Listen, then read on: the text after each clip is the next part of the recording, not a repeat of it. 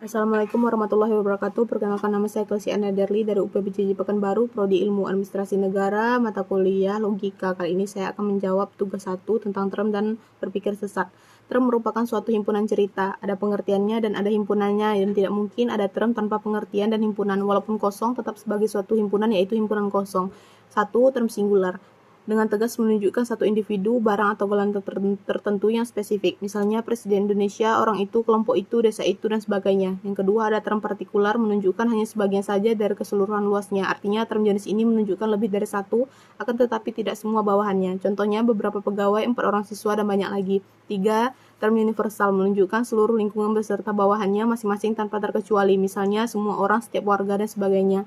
Yang kedua, ada berpikir sesat yang disebut dengan kekeliruan terhadap prinsip dasar penalaran. Ketika prinsip dasarnya salah, maka bisa jadi penyimpulannya juga salah. Kalaupun premis yang disampaikan tepat, akan tetapi kesimpulannya salah, dapat dianggap sebagai pikir sesat. Dengan kata lain, argumentasi yang mereka sampaikan tidak nyambung.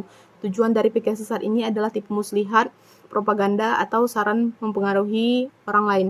Menurut para ahli logika, umumnya dibedakan menjadi 3 jenis pikir sesat. Yang pertama, sesat pikir formal, merupakan kekeliruan penalaran berdasarkan bentuk, atau sering disebut dengan sesat pikir menurut logika. Contohnya, Panji biasa liburan ke pantai atau gunung. Ternyata kali ini liburan ke pantai, berarti ke gunung bukan liburan. Yang kedua, sesat pikir verbal adalah kekeliruan penalaran berdasarkan kata-kata, yakni bertalian dengan penggunaan yang salah atau makna ganda dari suatu kata yang dikenal juga sebagai pemikiran arti kata, atau sesat pikir arti kata. Susunan pikiran yang sah terdiri dari 3 konsep, yaitu subjek sebagai subjek, predikat, dan konsep tengah sebagai kesimpulan. Contohnya, kambing hitam adalah hewan. Lina dijadikan kambing hitam, maka Lina juga termasuk hewan. Kata kambing hitam sebagai konsep tengah pada contoh bermakna ganda, sehingga sesat pikir tersebut mengandung beberapa konsep, yaitu kambing hitam sebagai hewan dan sebagai orang yang dikorbankan.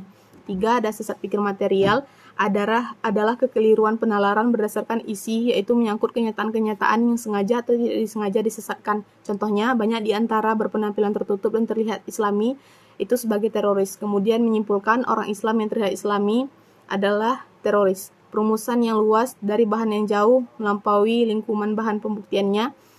Penyimpulan yang tergesa-gesa termasuk dalam sesat pikir. Berikut adalah cara agar kita terhindar dari sesat pikir. Pertama, mempelajari jenis-jenis sesat pikir agar kita terhindar dari tipu muslihat orang lain. Yang kedua, membuat poin-poin yang akan dikatakan sebelum menyampaikan argumen. Yang ketiga, melakukan cross check atau memastikan kembali kepada orang lain terkait kebenarannya.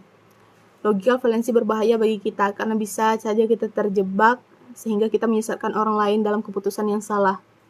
Kita terjebak dalam hoaks dan kecatatan berlogika. Demikian yang dapat saya sampaikan. Assalamualaikum warahmatullahi wabarakatuh.